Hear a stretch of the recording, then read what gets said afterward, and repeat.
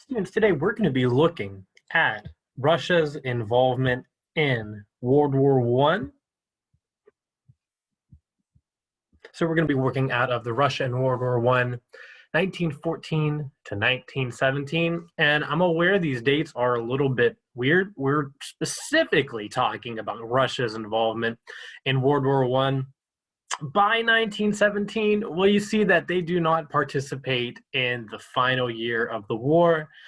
So we'll see some of the reasons why here pretty soon, but we want to see how the war affected them externally in terms of outside the country, their place in the world, but as well as how it really accelerated some of the domestic or inside their country issues that they were facing. So if we want to look at this as a kind of a cause and effect relationship, you've probably seen some of these images before, at least this image in step one when talking about World War One, or you might have before. And so we see here in the first image, we see a little guy, appropriately sized Serbia. We see Austria or Austria-Hungary, that empire. We see Russia over here, appropriately sized. Germany over here, appropriately sized. France in the back. Right, so Austria's kind of hitting on Serbia. Russia is beating up on Austria. And it's really this chain link effect where these countries have agreements all with one another that they're kind of allies with one another. And if another country attacks them, they're automatically becoming involved in the war. So what people sometimes call the shot heard around the world, whenever the Serbian kills the Archduke of Austria-Hungary, Franz Ferdinand, Austria immediately declares war on Serbia. Russia says, hey, we're friends with Serbia, so we're going to get involved in this war, even if we're not completely ready for it. Germany says, hey, you can't do that. We're going to get into the war as well, too. We can't have Russia getting involved in this, and so on and so forth. So it's really a retaliation of Austria and Serbia's relationship with one another as to why all of these other powers get involved in World War One, Russia being one of them. And the number of deaths in World War One, we see over here with Russia. They lost 1.69% of their population, and they didn't even last the entire way through the war. We're going to see some of the primary sources, some of the different statistics with Russians going in the war, how they really were ill-equipped to be involved. They really have the largest army. They have the most people, but just because you have the most people does not mean that you are going to do the best in the war. We saw that with the Russo-Japanese War as well, too, in Russia, where they were humiliated. Japan did not lose many, many ships whatsoever, and Russia just got completely annihilated. Kind of similar in World War One, they have advisors, generals who are just kind of abandoning their regiments. People are leaving. They don't have enough weapons. They have one doctor for every like 100,000 people. It's just not enough. They don't have enough of the logistics to really get all the way through the war without suffering tremendous losses. And we see that reflected through all their casualties, all their losses, especially in terms of their overall population, which ends up being in the millions. So in step two, we want to watch this video. And this time period is so crazy in Russia. It's kind of like 1905 in that way in Russia. There's so much going on. So it's hard to divorce all these things. We have these figures in Russia. We have the Tsar. We have his wife, the Tsarina. We have this dude named Rasputin, who has just completely inserted his influence into the region. That's causing instability. People are not happy with the Tsar. The Tsar goes and he's with the troops themselves on this front, and it's just absolute madness. So their domestic affairs are really interacting heavily with their international affairs, and all of this is to the detriment, or basically all of this is bad for Russia, and it really accelerates the revolution and the civil war that we'll see in 1917 whenever the Tsar ultimately steps down. But for step two, let's watch this video together. And I want you to identify and submit 3 problems Russia faced during World War I.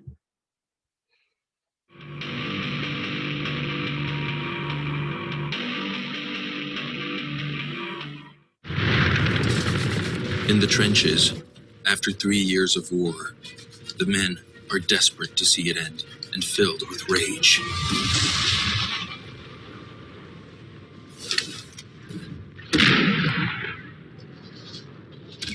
In 1917, the Germans are on the defensive in the West. They are determined to hold their conquered territory in northern France and Belgium.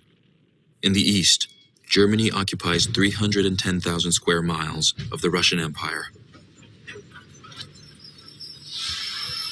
Around this time, Russia is really beginning to industrialize, but they are not quite up to the standards of the other European countries at the time, which is why they really fall behind in terms of the manufacturing they need to make this war something that they would have an advantage in. Russia, February 1917.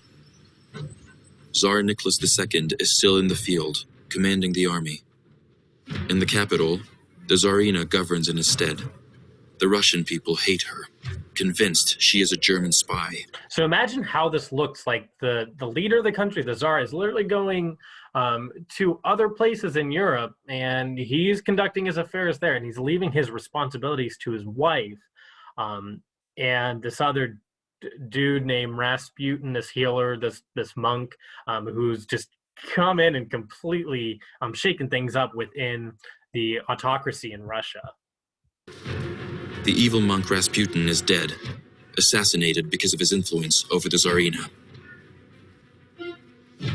In this climate of madness and heightened religious fervor, the Tsar must face a tragedy: the death toll. 1.5 million Russian soldiers are dead. Close to 5 million have been wounded.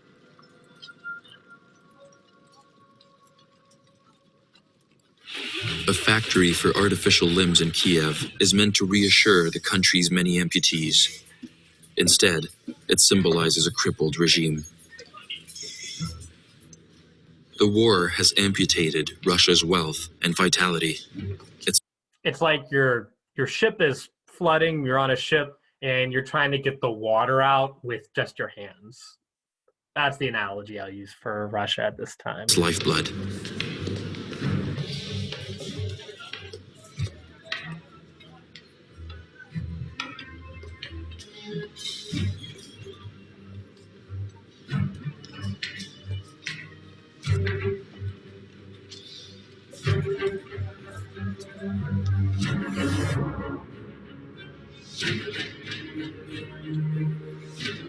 The Russian army begins to mutiny.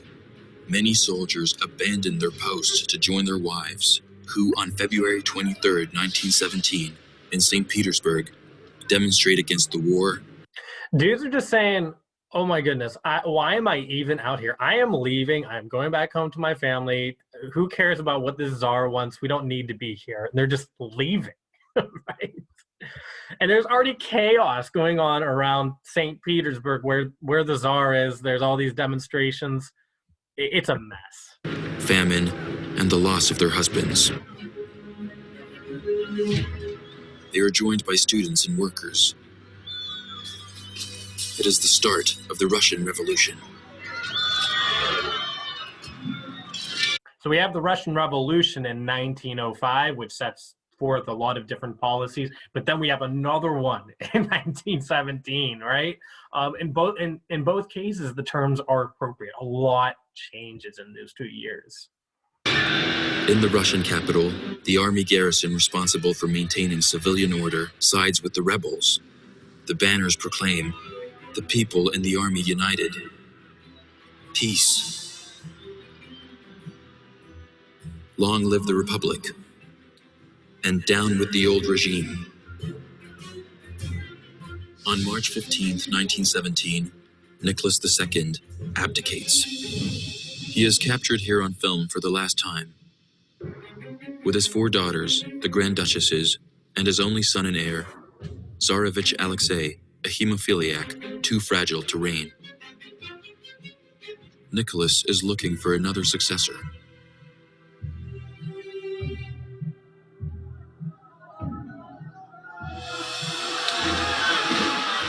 But unrest has reached such a pitch that the Soviet, the Revolutionary Council in the capital, demands an end to the Romanov dynasty, which has plunged Russia into the war.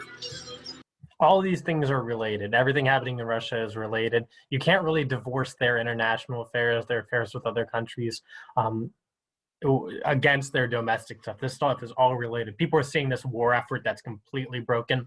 Men are out fighting a war that they might not believe in. There aren't people making stuff in Russia.